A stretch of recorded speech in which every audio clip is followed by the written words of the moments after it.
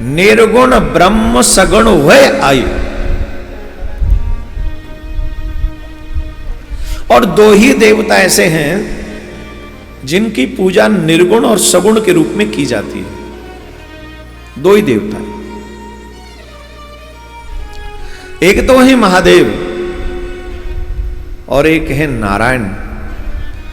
बाकी के किसी देवता के दोनों रूपों में पूजा नहीं होती, न किसी देवी की होती।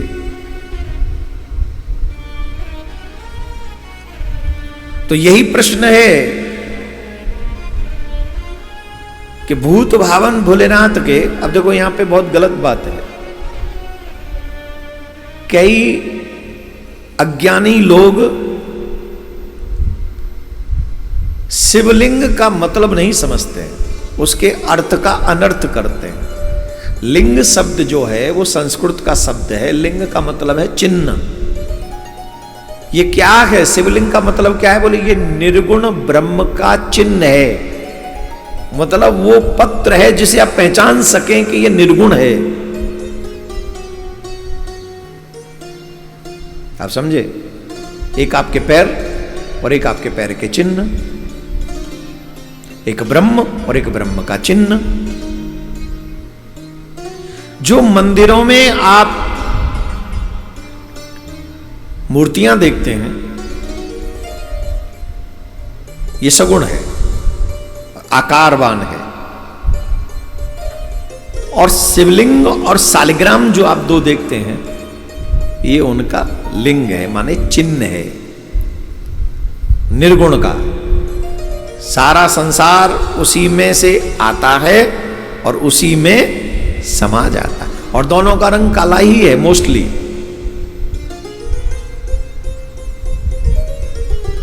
सब उसी में आ जाते हैं और सब उसी में से प्रकट हो जाते हैं और फिर उसी में समा जाते हैं। तो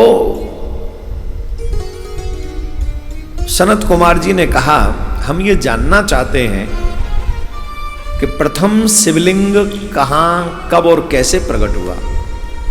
नंदकेश्वर कहते हैं, पुरा कल्पे महाकाले प्रपन्ने लोक विश्रुते अयुध्येताम महात्मानो महाविष्णु परस्परम। हम तुम्हें एक घटना सुनाते हैं जिसके कारण प्रथम शिवलिंग का प्राकट्य हुआ।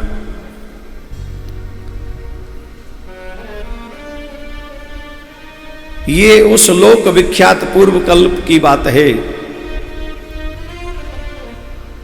जिस समय ब्रह्मा जी एक बार भ्रमण करते करते क्षीर सागर की ओर पहुंचे और क्षीर सागर की तरफ पहुंचकर वहां उन्होंने नारायण भगवान को विश्राम करते हुए देखा। सैया पे नारायण भगवान विश्राम कर रहे हैं। उसी समय ब्रह्मा जी वहां पर पहुंचे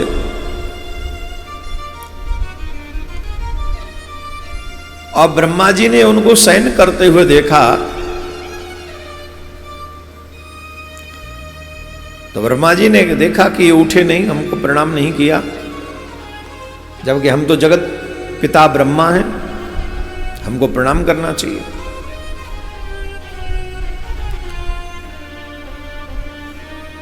तो उस समय उन्होंने कहा, वत्स उठो, उत्तष्टि वत्स माम पश्य तव नाथमपि हागतम। हे वत्स उठो, तुम्हारा स्वामी आया है।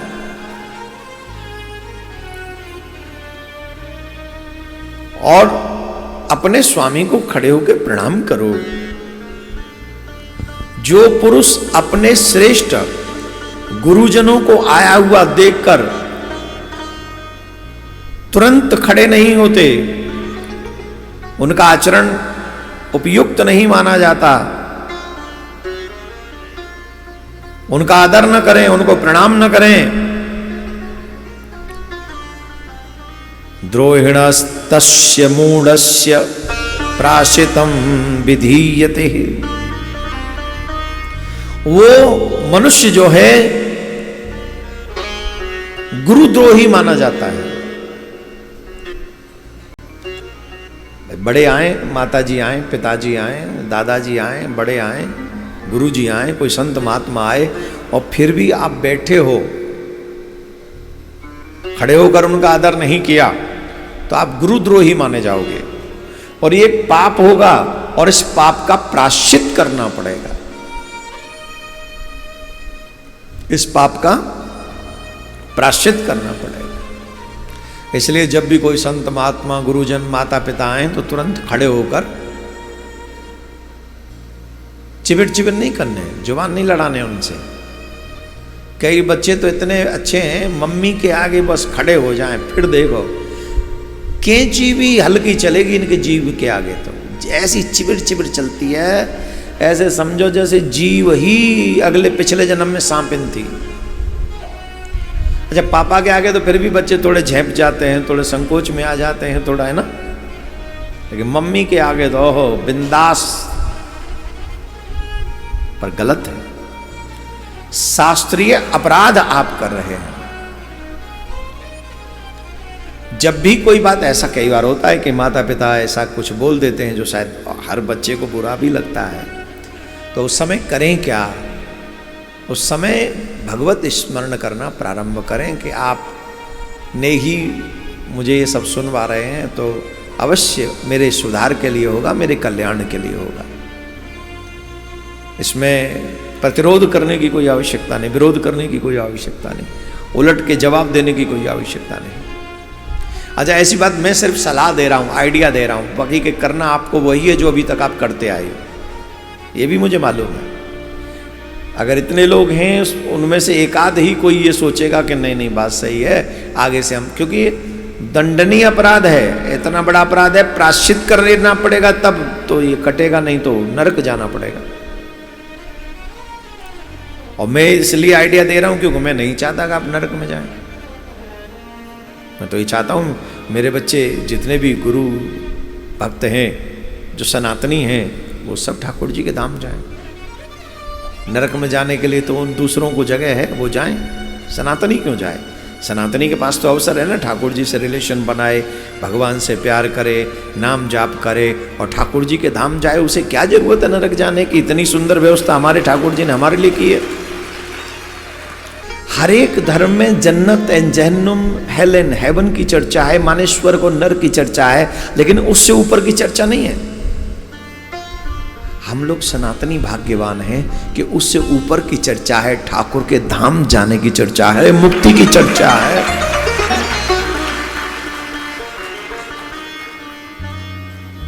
हम कितने भाग्यवान हैं कि हम ठाकुर जी के धाम में जा सकते हैं,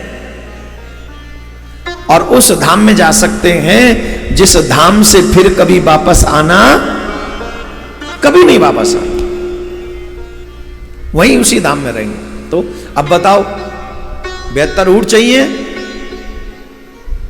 कि ठाकुर जी का सानिध्य चाहिए? जोर से बोलो, ठाकुर जी को सानिध्य चाहिए ना। तो ठाकुर जी का सानिध्य तभी मिलेगा जब शास्त्रों के अनुसार जीवन जियोगे, मनमुखी जीवन जियोगे, तो तुम्हें कभी भी ठाकुर जी का सानिध्य नहीं मिलेगा।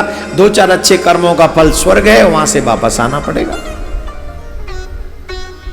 स्वर्ग है, अच्छे कर्म कर लो, 2, 4, 10, 5, तो स्वर्ग चले जाओ, और जब वो वहां खत्म हो जाए तो उसके बाद वापस आ जाओ। राधे राधे बोलना पड़ेगा, और जोर से बोलना पड़ेगा। तो अब हम क्या करें? बोले हमें अपने भगवान के प्रति शास्त्र युक्त जीवन जीना। तो यहां पर हम ये थोड़ा सा आपको सलाह दे रहे हैं कि आप अपने बड़ों के आगे वाणी में मधुरता रखो, नेत्र झुके हुए रखो, हृदय को समर्पित रखो, और अपने मन को ऐसा बना लो कि मुझे आज्ञाकारी बनना है। मम्मी कह दे तो, पापा कह दे तो, दादा कह दे तो, दादी कह दे तो, शिव पुराण में लिखा है, जो अपने बड़ों का आदर नहीं करता वो पाप है, उनकी आज्ञा नहीं मानता वो पाप है, उनके आने पर खड़ा नहीं होता वो पाप है। सास ससुर आ जाएं खड़े हो जाओ, मम्मी पापा आ जाएं खड़े हो जाओ, अगर बैठे हैं तो प्रणाम करके बैठो। ब्रह्मा जी कह रहे हैं वो गुरुद्रोही है जो ऐसा करता है। और शिव पुराण में स्पष्ट लिखा है, मूढ़स्य प्राश्चितम विधीयते, उस मूढ़ को प्राश्चित करना पड़ता है जो अपने बड़ों के आए हुए आने पर भी वो खड़ा नहीं होता। नारायण भगवान बोले जी कांते आ गए, हमारी नाभि थे तो प्रकट भये और हम पे ही आदर करवा रहे हैं। ये सुनकर नारायण शिव पुराण की कथा सुना। अच्छा, क्या भगवान विष्णु इतना करते होंगे, नारायण भगवान और ब्रह्मा जी ऐसे करते होंगे? ये लीला होती है, उनका नाटक होता है हम सबको समझाने के लिए। तो भगवान विष्णु ने सुना, अंदर ही अंदर तो उनको थोड़ा सा हलचल हुआ कि देखो कैसे बात है। पर नारायण भगवान ने कहा, मतस्थम जगदिदम वत्स मनुष्य त्वम ही चोरवत। भगवान विष्णु बोले, हे वत्स, यह जगत मुझसे ही प्रकट होता है और मुझ में ही समा जाता है। तुम भी मेरी नाभि से ही प्रकट हुए हो। फिर चोर की तरह, चोर किसको कहते हैं? चोर उसे कहते हैं जो दूसरे की संपत्ति को अपनी बताता है, वो चोर है। और असम्मानीय होते हुए भी सम्मान की आशा करे, वो भी चोर है। ध्यान से सुनना, सम्मान के योग्य नहीं है फिर भी सम्मान पाने की इच्छा करे। और आजकल तो ऐसे चोर बहुत है। थोड़ा सा YouTube वगैरह पे ही नेम फेम हो जाए तो हम आशा करते हैं कि पूरा संसार हमारा सम्मान करे। वैसे एक बात बताएं, सम्मानीय लोगों का सम्मान होना चाहिए, परंतु सम्मान की आशा किसी से नहीं रखनी चाहिए। दो चार लोग आपको सम्मान दे देंगे, उससे उतना सुख नहीं मिलेगा जितना एक भी व्यक्ति ने अगर आपको सम्मान नहीं दिया उससे दुख ज्यादा मिलेगा। आप करके देख लो, हमारे घरों में लड़ाई किस बात की है? जवाब दो। वो देवरानी होके ऐसे कैसे बोल गई, वो छोटा भाई होके ऐसे कैसे बोल गया, वो बेटा होके ऐसे कैसे बोल गया, वो मेरी बहू थी वो ऐसे बोल गई, मेरा अपमान कर। इस बात की लड़ाई है कि नहीं? बोलो, घरों में किस बात की लड़ाई? इसी बात की लड़ाई। तो फिर करें क्या? एक सुंदर ऑप्शन है, मान अपमान सम्मान इन सबसे ऊपर उठो और कहो मेरा प्रारब्ध मैं भोग रहा हूं, मेरे ठाकुर जी जो मुझसे करवा लेंगे, जो मेरे को फेस करना होगा मैं वो फेस करूंगा, चाहे वो मान हो चाहे वो सम्मान हो। सम्मान देने वाले भी ठाकुर जी हैं, प्रिया कांजू हैं, और अपमान देने वाले भी प्रिया कांजू ही हैं। तो जो भेजोगे बस आपका प्रसाद समझ के स्वीकार करूंगा। हानि लाभ जीवन मरण यश अपयश विधिहात। कब कौन मिलेगा, कब कौन छोड़ के चला जाएगा, ये सब प्रारब्ध है।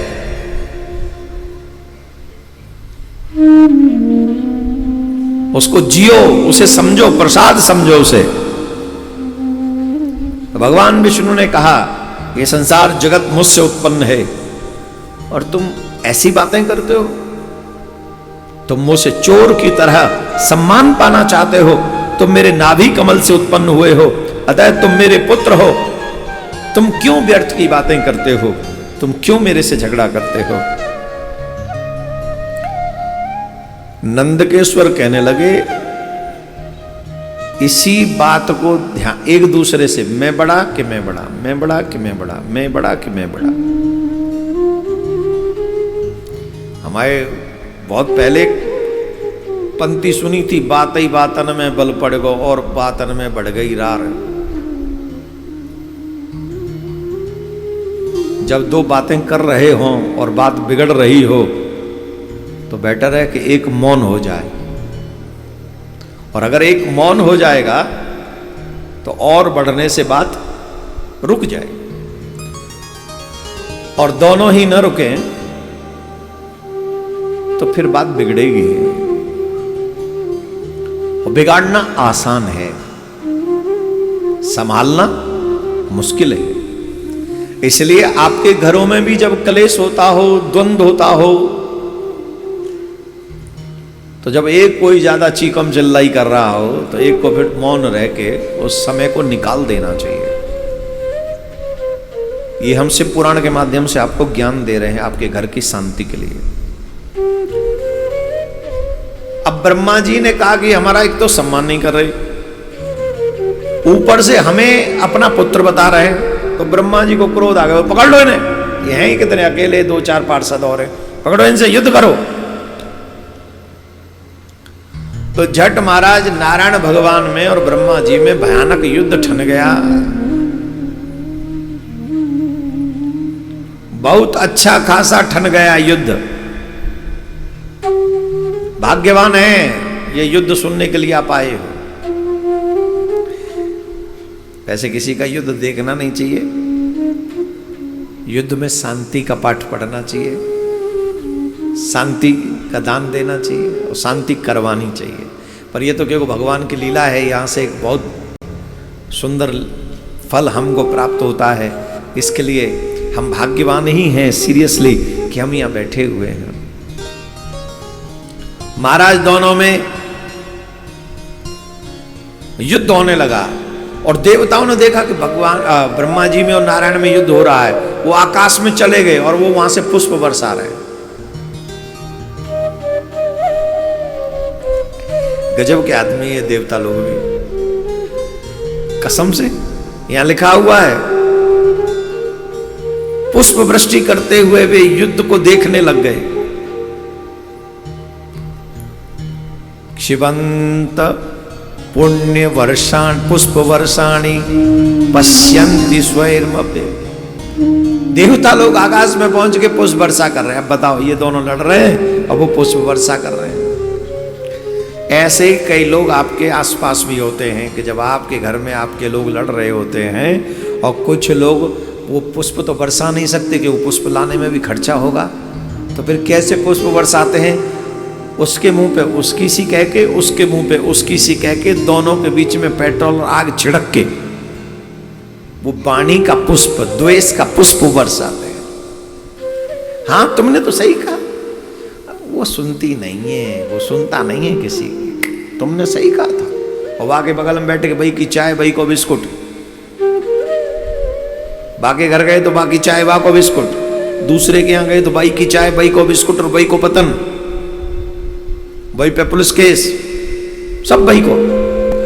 फोकट में बैठ के समय पास करके फ्री की चाय पी के बिस्किट खा के बिड़ाया है। ये पुष्प बरसा हो रहे। ऐसे लोगों से सावधान। एक चीज समझ लो, जो तुम्हारे आगे किसी की बुराई कर रहा है वो किसी के आगे तुम्हारी भी करेगा।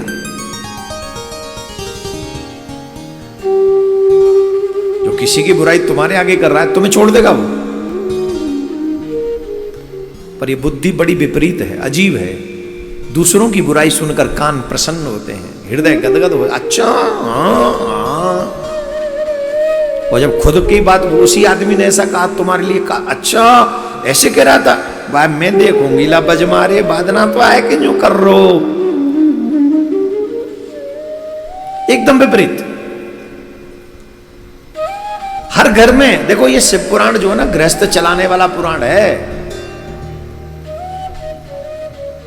भागवत मोक्ष की तरफ ले जाने वाला पुराण है, लेकिन शिव पुराण गृहस्थ चलाने वाला पुराण है। किन किन मर्यादाओं का, किन किन चीजों का ध्यान हमको रखें जिससे हमारा गृहस्थ सुखद हो जाए। मुझे शिव पुराण कहने में बहुत आनंद आता है। इसमें मेरे पास ऑप्शंस ज्यादा होते हैं आपके घरों की परेशानियों को दूर करने के। मीन्स उपाय नहीं, आप इन कथाओं से सीख सकते हो। अभी हम पुष्प वर्षा कर रहे हैं देवता, तो इसका मतलब है जब हमारे घरों में लड़ाई होती है तो वहां भी कुछ ना कुछ आ ही जाते हैं ऐसे पुष्प वर्षक। तो सावधान रहो उनसे, एकदम सावधान। तो देवता पुष्प वर्षा कर रहे थे ऊपर से। तब विधाता ने क्रुद्ध होकर भगवान विष्णु के हृदय पर अग्नि के समान बाण और अनेक प्रकार के अस्त्र शस्त्र छोड़ दिए।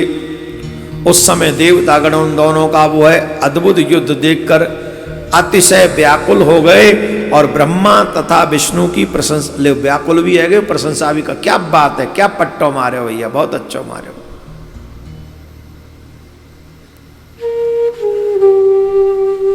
आपने गांव में अखाड़े में लड़ते हुए देखे लोग, जो क्या बोलते हैं उसको, पहलवान लोग, जब क्या बोले, आजा दम करेंगे, दम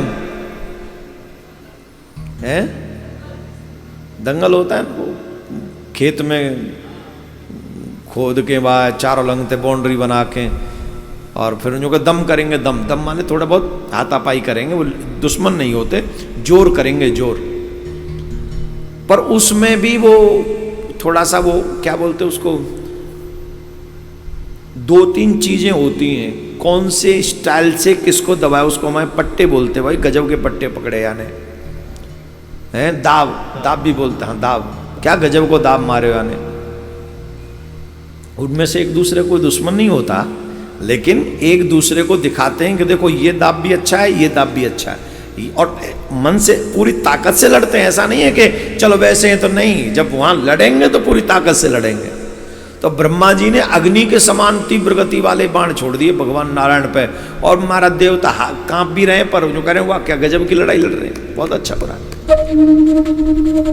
अरे डर क्यों रहे, डर यूं रहे कि अगर ये दोनों लड़ते लड़ते कुछ हुए तो हमारा भी अस्तित्व खतरा में ही है, फिर यही पालक यही पोषक है हमारे, तो फिर ऊपर से ऊपर शिव जी यही, तो इसलिए वो प्रशंसा भी कर रहे हैं, दूर खड़े भी हैं, और ब्रह्मा जी युद्ध कर रहे हैं। और इस तरीके से तत्पश्चात युद्ध में तत्पर ब्रह्म ज्ञानी विष्णु ने अतिशय क्रोधित होकर